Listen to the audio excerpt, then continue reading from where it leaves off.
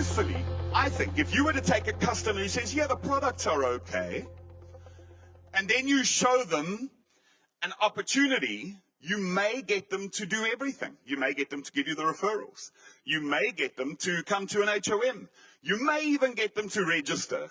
But if they haven't got step one out the way, where they're waking up in the morning going, oh my goodness, I can't do without my shake, I love it so much, then the truth is immediately the foundation that we've laid is low, and their ability to become an effective member is impaired. So the process to convert customers to member. We as leaders have to be thinking, have I got a process? Only then we think about, now I've got a member, how do I develop them? And once I've got that, I've got supervisors. So here's a question. Somebody said to me this morning, do you do supervisor schools? And I'm thinking, I'm not quite sure why. Because what should an effective supervisor do?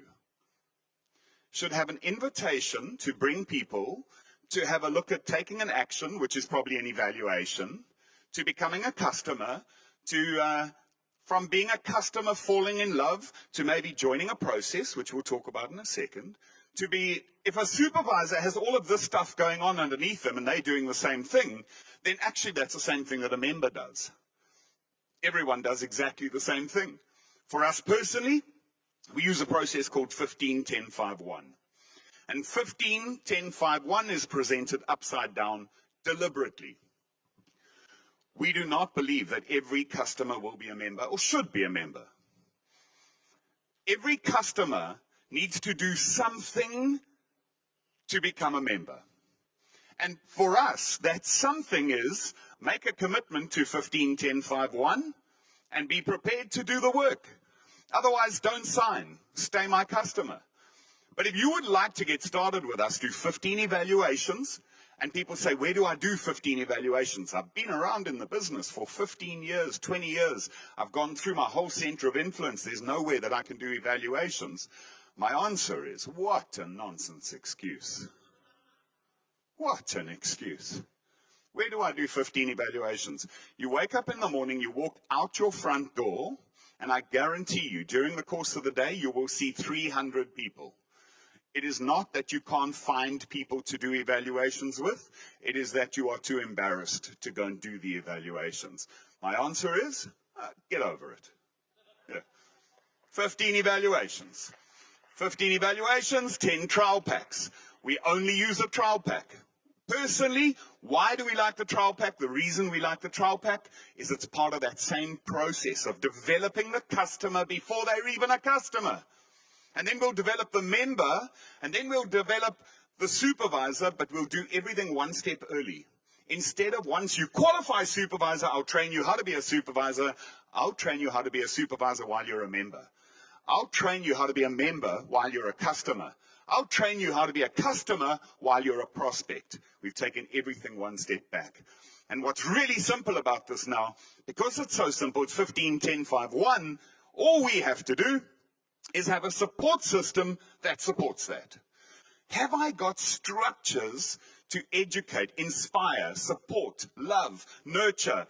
I get flavors of shake going. Have I got customer support groups? Have I got a way to convert members to customers? Maybe you use HOMs. Maybe use the ambassador program.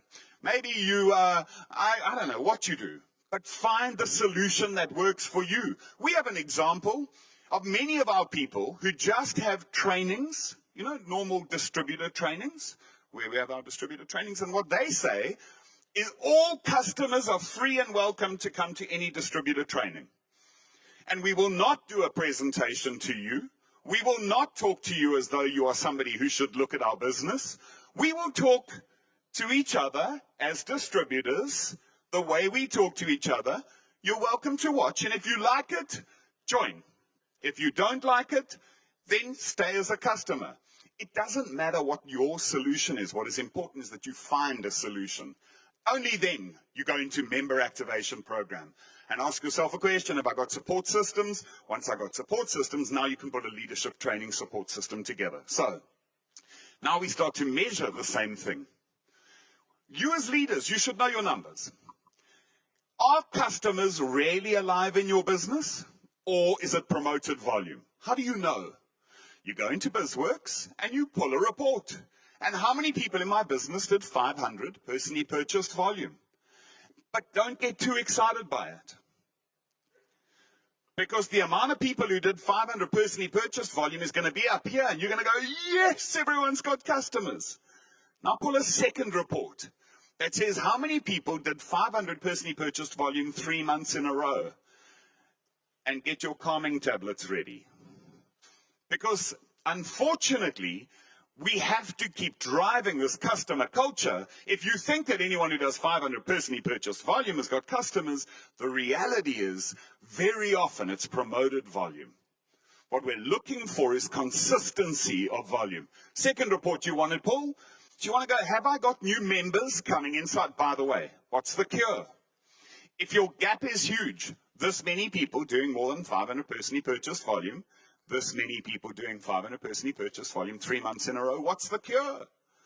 The cure is to come all the way back to the beginning of the process, which is a customer culture, which means fall in love with the shakes, which means developing 5 to 7 customers at our local training systems, at our local support systems. We're going to talk about recognition in a second. Are we really teaching how to get customers, or are we teaching how to get volume? Are we really saying, here's how you get 5 to 7 customers? Or are we saying 500 volume points and you'll get a NutriBullet, a great blender? Are we more concerned about the customers or more concerned about the volume? So let's go on. The second thing that you're going to measure is converting customers. For us personally, you just have to have a benchmark. For us, every time somebody does 500 personally purchased volume, it should represent 5 to 7 customers in an ideal world. And if 5 to 7 customers is happening, we want to know that they're managing to convert one of those to become a member over a trend. It's not, I see that you did 5 to 7 customers last month and you haven't got a member.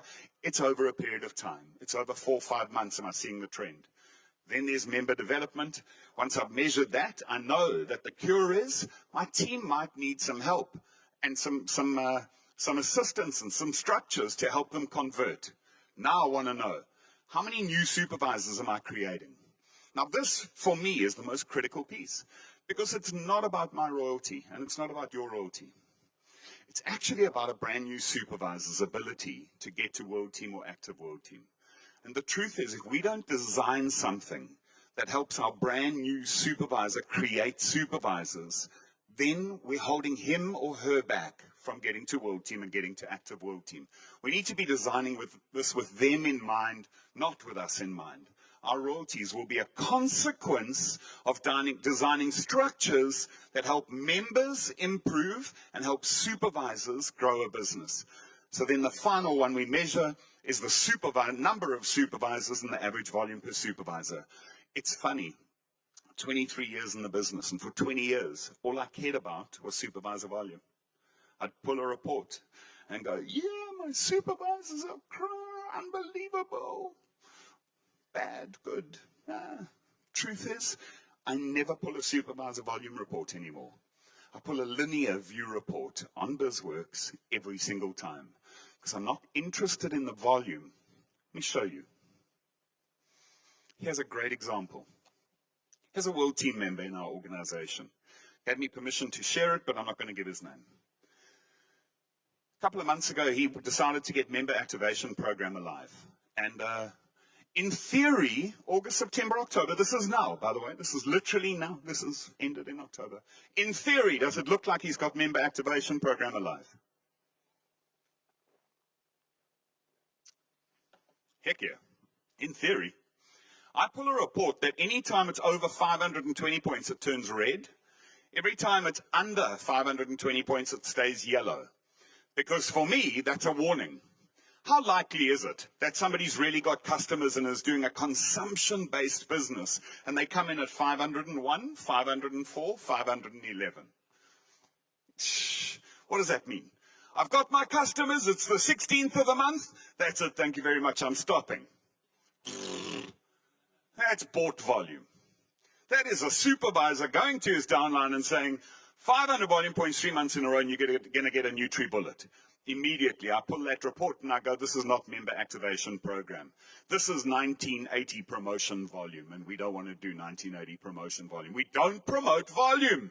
It's customers behind the volume. However, a couple of years ago, every month he does 3,000, 3,500, 4,000 points. Is it easy for us as leaders to celebrate the volume?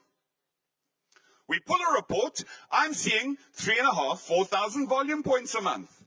Man, I only need 10 of those. I've got another 40,000 points, 2,000 royalties. Yeah. The truth is, that's all I'm going to ever have, because there's going to be no growth coming out of that kind of behavior. The minute I see that, we don't celebrate, we fix. We get in there and we start having discussions about getting the quality of the volume right. Customers first, people first, volume second.